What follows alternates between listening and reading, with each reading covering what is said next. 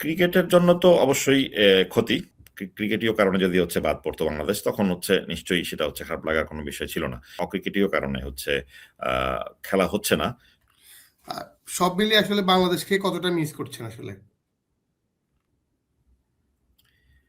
দেখেন একজন ক্রিকেটার ভক্ত হিসেবে আপনার হচ্ছে অবশ্যই একটা কোয়ালিফাই রাউন্ড করে যে দেশগুলো মানে ওয়ার্ল্ড কাপ খেলার জন্য কোয়ালিফাই করেছিল, তারা খেলে অবশ্যই ভালো লাগতো। তো শুধুমাত্র এটা বাংলাদেশ বলে না বা যেকোনো দেশই হোক যে যারা কোয়ালিফাই করার পরও নানা অক্রিকেটীয় কারণে যেহেতু খেলাটা খেলতে পারেনি, কাজেই একজন ক্রিকেটার ফ্যান হিসেবে অবশ্যই খারাপ তো লাগবে। আ যখন আসলে আল্টিমেটলি যে বাংলাদেশ অংশগ্রহণ করছে না, আ এটা আসলে ক্রিকেটের জন্য কতটা ক্ষতি আসলে আপনার কাছে কি মনে হয় আসলে? Gold's Gym across 30 plus countries. With over 700 plus locations worldwide, train anywhere, belong everywhere. ক্রিকেটের জন্য তো অবশ্যই ক্ষতি। কারণ অবশ্যই আমি যেটা বললাম আপনাকে যে একটা হচ্ছে পাথ হয়ে পার হয়ে হচ্ছে ৮ টা, ১২ টা, ২০ টা দল হচ্ছে বিভিন্ন পর্যায়ে কোয়ালিফাই করেছে। তো তারা যখন হচ্ছে অ্যা ক্রিকেটীয় কারণে যদি হচ্ছে বাদ পড়তো বাংলাদেশ, তখন হচ্ছে নিশ্চয়ই সেটা হচ্ছে খারাপ লাগার কোনো বিষয় ছিল না। যেহেতু কোয়ালিফাই করার পরেও এবং হচ্ছে অক্রিকেটীয় কারণে হচ্ছে আ খেলা হচ্ছে না। তো সেক্ষেত্রে আমার কাছে মনে হচ্ছে যে দিন শেষে লাভ ক্ষতি যদি বিচার করতে হয় তো কার লাভ হইছে সেটা বলতে পারতেছি না। তবে ক্রিকেটের অবশ্যই ক্ষতি হয়েছে বলে আমি মনে করি। এবং এইটা হচ্ছে শুধুমাত্র টাকার অঙ্কে মাপা যাবে না। এটা হচ্ছে এই ক্ষতিটা হচ্ছে শুধুমাত্র মানে কি বলে আপনাকে অপূরণীয় tangible আসলে। না। tangible ক্ষতিও রয়েছে এখানে। আ রাগবীর ভাই, আজকের ম্যাচে আপনাদের আপনাদের প্রতিপক্ষ হচ্ছে স্কটল্যান্ড। এই জায়গাটায় বাংলাদেশও থাকতে পারত এবং আপনাদের টিম ম্যানেজমেন্টে আমাদের যে এনালাইসিস ছিলেন মহসিন, তিনিও কিন্তু আপনাদের টিমে আছেন। এছাড়া আরো একজন আছেন। এই যে আসলে তারাও কি মুখিয়ে ছিল কিনা যে বাংলাদেশের সাথে খেলবে, তাদের অনেক পরিচিত ক্রিকেটার আছেন বা ম্যান ম্যানেজমেন্টে অনেকে আছেন। এটার জন্য মুখিয়ে ছিল কিনা? বা আপনাদের সাথে বাংলাদেশের ক্রিকেট নিয়ে কোনো কথা হয়েছে কিনা বা গল্প হয়েছে কিনা আসলে? হ্যাঁ, তা তো হয়েছে। আপনার মহসিন শেখ হচ্ছে আমাদের ভিডিও অ্যানালিস্ট। সে হচ্ছে আ সরাসরি বিপিএল থেকে আমাদের এখানে জয়েন করেছে। তারপরে তিহান আছে যে হচ্ছে ফিজিও হিসেবে অনেকদিন কাজ করেছে হাতুড়ি সিং এর আমলে।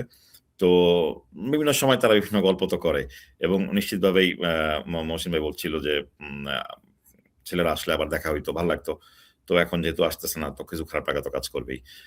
এ এটা হচ্ছে আরকি। তো ওনারা সরাসরি মানে বাংলাদেশে কাজ করেছে, বাংলাদেশীরা। মহসিন ভাই হচ্ছে অস্ট্রেলিয়ায় থাকেন। উনি অস্ট্রেলিয়া বেসড আর হচ্ছে তিহানও অস্ট্রেলিয়াতেই। ২ জন একজনের অরিজিন হচ্ছে শ্রীলঙ্কান, আরেকজনের হচ্ছে পাকিস্তানি। আচ্ছা।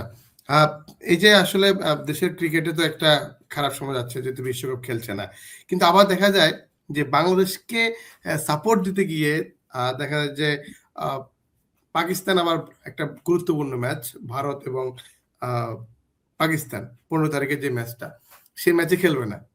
এটা নিয়ে আপনি কি বলবেন আসলে? যেহেতু আপনিও বিশ্বকাপে একটা দলকে রিপ্রেজেন্ট করতে গেছেন। এই যে আসলে ক্রিকেটীয় জায়গায় এই বিশ্বকাপটাকে আপনি কিভাবে বিবেচনা করছেন? এটা কি একটা টাফ বিশ্বকাপ যাচ্ছে কিনা? দেখেন শুধুমাত্র ক্রিকেটের দৃষ্টিভঙ্গি থেকে যদি আমি বলি, এটা অবশ্যই হচ্ছে ক্রিকেটের জন্য ভালো কোনো কিছু আ বয়ে আনবে না বা ভালো কোনো উদাহরণ হয়েও থাকবে না। এটার কারণ যেই হোক। আর পাকিস্তান কি কারণে খেলবে না, কেন খেলবে না, সে সিদ্ধান্ত তারা নিশ্চয়ই ভালো করে হিসাব-কিতাব করেই নিয়েছে।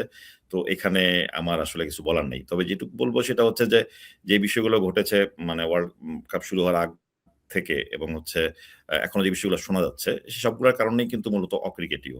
তো আমরা যদিও সবসময় বলি যে খেলার মাঝে রাজনীতি মেশানো উচিত না। কিন্তু খেলাধুলা বা সবকিছুই কিন্তু এক ধরনের রাজনীতির পার্ট। এটাকে আপনি চাইলেও রাজনীতি থেকে বাইরে রাখতে পারবেন না। তো যেটা আসলে করতে হবে যে আমাদের হচ্ছে পারস্পরিক সম্প্রতি আমাদের হচ্ছে এবং খেলাধুলা তো অবশ্যই আপনার হচ্ছে পারস্পরিক সম্প্রীতির একটা হচ্ছে আ অন্যতম হচ্ছে বাহন। তো সেইটাকে গুরুত্ব দিয়ে আমাদের মনে হয় হচ্ছে চিন্তাভাবনাগুলো করা উচিত। রাকবীর ভাই, যেহেতু আপনি এখন কলকাতায় আছেন যতটুকু জানি। কলকাতায় আসলে ক্রিকেটের আমেজটা কেমন দেখছেন এবং বাংলাদেশকে মিস করছে কিনা কেউ? কেউ বলেছে কথা হয়েছে কিনা বা এসব বিষয়ে? আসলে সত্যি কথা বলতে আজকে দুপুরে কলকাতা এসেছি। তো এরপরে বিভিন্ন নিরাপত্তা প্রটোকল আছে, অ্যান্টি কারাপশন প্রটোকল আছে। এগুলো ডিঙিয়ে আসলে বাইরে যাওয়া হয় নাই সেরকমভাবে।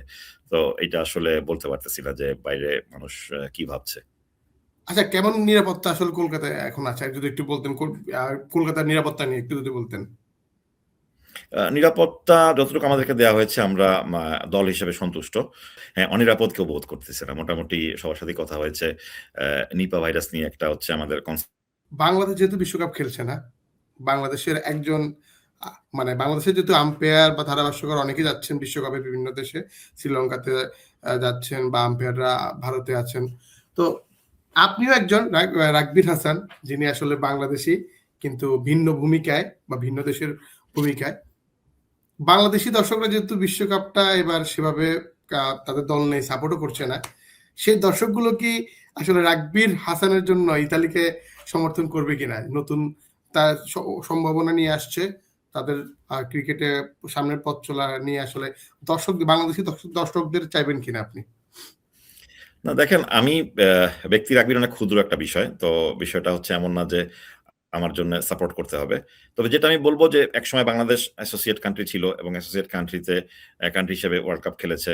তখন সারা বিশ্ব বাংলাদেশকে হচ্ছে সহযোগিতা করেছে, বাংলাদেশকে সাপোর্ট করেছে। তো আমরাও আশা করব আমরা এখন সহযোগী হিসেবে ওয়ার্ল্ড কাপ খেলতে এসেছি। তো এবং বিশেষ করে যেহেতু বাংলাদেশ ওয়ার্ল্ড কাপে নেই, তো আমার ভালো লাগবে বিশেষ করে বা আমাদের ভালো লাগবে বিশেষ করে বাংলাদেশের দলের সমর্থন পেতে এবং তারা যেন হচ্ছে আমাদের ম্যাচগুলো দেখে এবং আমাদেরকে উৎসাহ দেয়। যেটা অবশ্যই ভালো লাগবে। ধন্যবাদ রাকিব ভাই, বাংলাদেশ প্রতিদিনকে আসলে সময় দেওয়ার জন্য। আপনার জন্য অনেক অনেক শুভকামনা। আসলে আপনি আম্পায়ারিং এর পাশাপাশি যে দায়িত্ব নিয়েছেন, সেই দায়িত্বেও আপনি আসলে সফল হন। বাংলাদেশ প্রতিদিনকে সময় দেওয়ার জন্য আরো একবার ধন্যবাদ। ধন্যবাদ আপনাকেও মুন্না। ধন্যবাদ। আবার কথা হবে।